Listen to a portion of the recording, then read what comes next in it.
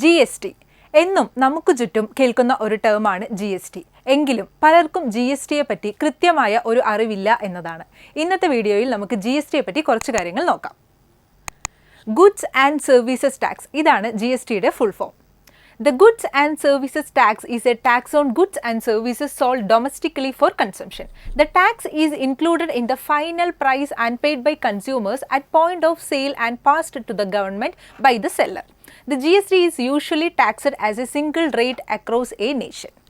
Customers സാധനങ്ങൾ അല്ലെങ്കിൽ സേവനങ്ങൾ കടയിൽ നിന്നും പർച്ചേസ് ചെയ്യുന്നതിൻ്റെ ഒപ്പം ആ ഗുഡ്സിൻ്റെയോ സർവീസിൻ്റെയോ റേറ്റിൻ്റെ കൂടെ തന്നെ GSTയും കൂടെ സപ്ലയർക്ക് കൊടുക്കുന്നു. എന്തിനാണ് അങ്ങനെ കൊടുക്കുന്നത്?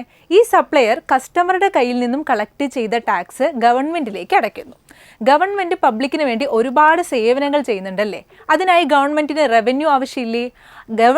ഗവൺമെൻറ്റിന് ആവശ്യമായ റവന്യൂ പബ്ലിക്കിൽ നിന്നും ഈ ടാക്സ് എന്നുള്ള രീതിയിലാണ് കളക്ട് ചെയ്യുന്നത്. അപ്പോൾ കസ്റ്റമേഴ്സ് ആയിട്ടുള്ള നമ്മൾ സാധനങ്ങളോ സേവനങ്ങളോ പർച്ചേസ് ചെയ്യുന്നതിൻ്റെ ഒപ്പം തന്നെ ആ ഗുഡ്സിൻ്റെയോ സർവീസിൻ്റെയോ റേറ്റിൻ്റെ ഒപ്പം തന്നെ ഒരു നിശ്ചിത പെർസെൻറ്റേജിൽ GST എന്ന പേരിൽ സപ്ലയർക്ക് ടാക്സ് അടയ്ക്കുകയും സപ്ലയർ അത് ഗവൺമെൻറ്റിന് അടയ്ക്കുകയും ചെയ്യുന്നു. ഇനി നമുക്ക് GST പറ്റി മറ്റൊരു കാര്യം നോക്കാം. On July 1st, 2017, GST laws were implemented, replacing a complex web of central and state taxes. Under the Indian GST, goods and services are categorized into different tax slabs including 5%, 12%, 18% and 28%. 2000 മുതൽക്ക് GSTയെ പറ്റിയുള്ള ചർച്ചകൾ നിലവിൽ വന്നിരുന്നെങ്കിലും നമ്മുടെ ഇന്ത്യയിൽ implement ചെയ്തത് 2017 July 1 ആണ്. ചില സ്ലാബിലാണ് വന്നിരിക്കുന്നത് 5%, 12%, 18%, 28% എന്നുള്ള റേറ്റിലാണ്. പ്രൊഡക്റ്റിൻ്റെയും അല്ലെങ്കിൽ സർവീസിൻ്റെയും ഡിമാൻഡ് കൂടുന്നതിനനുസരിച്ച് ഈ റേറ്റുകളും കൂടും. ഇത് കൂടാതെ തന്നെ 0% റേറ്റിൽ വരുന്നുണ്ട്. എന്ന് വെച്ചാൽ ഗുഡ്സ് എക്സംപ്റ്റഡ് ആണ്, ടാക്സ് ഇല്ല. അത് ഏതൊക്കെ പ്രൊഡക്ട്സ് ആണെന്ന് ചോദിച്ചു കഴിഞ്ഞാൽ അഗ്രികൾച്ചറൽ പ്രൊഡക്ട്സിനാണ് 0% വരുന്നത്. പിന്നെ പ്രൊഡക്റ്റിൻ്റെയോ സർവീസിൻ്റെയോ റേറ്റും ഡിമാൻഡും കൂടുന്നതിനനുസരിച്ച് ഈ GSTയുടെ പെർസെൻറ്റേജും കൂടും. അടുത്തതായി നമുക്ക് ഡയറക്റ്റ് ടാക്സസിനെ പറ്റിയും ഇൻഡയറക്റ്റ് ടാക്സസിനെ പറ്റിയും നോക്കാം. ഡയറക്റ്റ് ടാക്സസ് ഏതൊക്കെയാണെന്ന് നോക്കൂ. Income tax, capital gains tax, securities transaction tax, perquisite tax, corporate tax. ഇതെല്ലാം നമ്മൾ ഗവൺമെൻറ്റിലേക്ക് നേരിട്ട് ഫയൽ ചെയ്യുന്ന ടാക്സുകളാണ്. അതുകൊണ്ടാണ് അതിനെ ഡയറക്റ്റ് ടാക്സ് എന്ന് പറയുന്നത്. എന്നാൽ ഇൻഡയറക്റ്റ് ടാക്സ് ഏതൊക്കെയാണെന്ന് നോക്കൂ. Sales tax, service tax, custom duty and octroi, excise duty, value added tax. ഇതൊക്കെ ഒരു തേർഡ് പേഴ്സൺ വരുന്നുണ്ട്. നമ്മൾ ഡയറക്റ്റ് ഗവൺമെൻറ്റിലേക്ക് നേരിട്ടല്ല ഈ ടാക്സുകൾ അടയ്ക്കുന്നത്. ഇത് ഒരു തേർഡ് പേഴ്സൺ വഴിയാണ് അടയ്ക്കുന്നത്. അതുകൊണ്ടാണ് ഇതിൻ്റെ പേര് ഇൻഡയറക്റ്റ് ടാക്സ് എന്നുള്ള ടേമിൽ തന്നെ അറിയപ്പെടുന്നത്. ഡയറക്റ്റ് ടാക്സുകളായിട്ട് നമ്മൾ പറഞ്ഞ income tax, capital gains tax തുടങ്ങിയ ആ ഡയറക്റ്റ് ടാക്സുകളെല്ലാം ഇപ്പോഴും അതുപോലെ തന്നെ ഗവൺമെൻറ്റിലേക്ക് ഡയറക്റ്റായി കളക്ട് ചെയ്യപ്പെടുകയും ഇൻഡയറക്റ്റ് ടാക്സായി നമ്മൾ പറഞ്ഞ sales tax, service tax, custom duty, excise duty, value added tax തുടങ്ങിയിട്ടുള്ള ടാക്സുകളെല്ലാം റീപ്ലേസ് ചെയ്ത് ഒരൊറ്റ ടാക്സാക്കി GST എന്ന പേരിലാണ് ഇപ്പോൾ ഗവൺമെൻറ് കളക്ട് ചെയ്യുന്നത്. ഇനി നമുക്ക് GSTയുടെ ചില ടൈപ്സിനെ പറ്റി നോക്കാം. CGST, SGST, IGST, UTGST. CGSTയുടെ full form central goods and services tax എന്നാണ്. SGSTയുടെ full form state goods and services tax എന്നാണ്. നമ്മൾ വിത്തിൻ ദി സ്റ്റേറ്റ് ആണ് ട്രാൻസാക്ഷൻ നടക്കുന്നതെങ്കിൽ, ഫോർ എക്സാമ്പിൾ കേരളത്തിൽ രജിസ്റ്റർ ചെയ്ത ഒരു കമ്പനി കേരളത്തിൽ നിന്ന് തന്നെ സാധനങ്ങളോ സേവനങ്ങളോ പർച്ചേസ് ചെയ്യുകയാണെങ്കിൽ നമുക്ക് വരുന്ന ടാക്സ് 18% ആണെന്ന് കരുതാം. അപ്പോൾ സെൻട്രൽ ടാക്സും സ്റ്റേറ്റ് ടാക്സും ഹാഫ് ആയിട്ടാണ് റേറ്റ് കാണിക്കുക. എന്ന് വെച്ചാൽ 18% ആണ് പ്രൊഡക്റ്റിൻ്റെയോ സർവീസിൻ്റെയോ റേറ്റ് എങ്കിൽ CGST 9%, SGST 9%. ഇങ്ങനെയാണ് സ്ലാബ് വരുന്നത്. ഇനി ഔട്ട്സൈഡ് ദ സ്റ്റേറ്റ് ആണെങ്കിൽ, അതായത് ഇൻ്റർ സ്റ്റേറ്റ് ആണ് ട്രാൻസാക്ഷൻ നടന്നതെങ്കിൽ, ഫോർ എക്സാമ്പിൾ കേരളത്തിൽ രജിസ്റ്റർ ചെയ്ത കമ്പനി തമിഴ്നാടുള്ള ഒരു സ്ഥാപനത്തിൽ നിന്നും സാധനങ്ങൾ പർച്ചേസ് ചെയ്യുകയാണെങ്കിൽ അവിടെ വരുന്ന ടാക്സ് 18% ആണെങ്കിൽ നമ്മൾ ഡിവൈഡ് ചെയ്ത് കാണിക്കുന്നില്ല. IGST അഥവാ ഇൻ്റഗ്രേറ്റഡ് ടാക്സ് 18% എന്നാണ് കാണിക്കുന്നത്. അടുത്തതൊരെണ്ണം പറഞ്ഞു UTGST, union territory goods and services tax.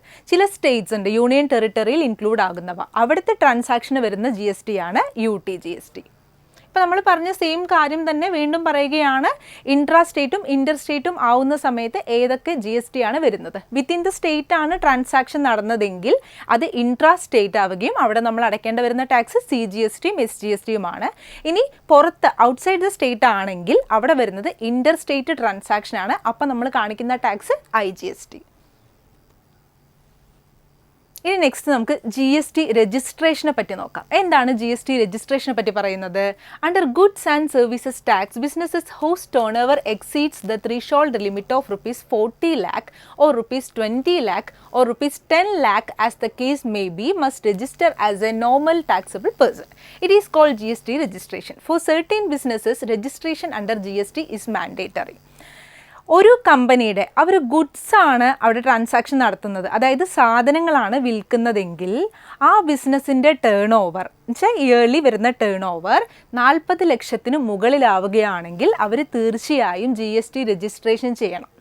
ഇനി സർവീസോ അല്ലെങ്കിൽ ഗുഡ്സും സർവീസും ഒരുമിച്ചാണ് അവർ വിൽക്കുന്നതെങ്കിൽ ആ ബിസിനസ്സിൻ്റെ ആനുവൽ ടേൺ ഓവർ 20 lakh ആവുകയാണെങ്കിൽ അവർ നിർബന്ധമായും GST രജിസ്ട്രേഷൻ ചെയ്തിരിക്കണം.